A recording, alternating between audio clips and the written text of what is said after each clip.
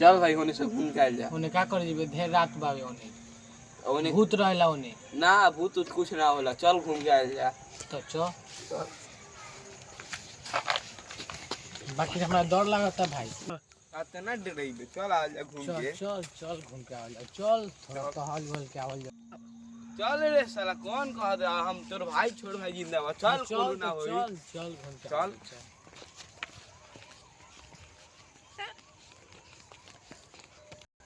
रे भी वो का हरे भाई का जाने हमरो नहीं। रे भाई वो का हरे रे भाई साला हमरो नहीं खेलो कती का, चल लगे से देख के आवल जा। ए भैया तू कौन हवा? ए भाई वो गलती कौन हवा? अब देख भैया कौन ह?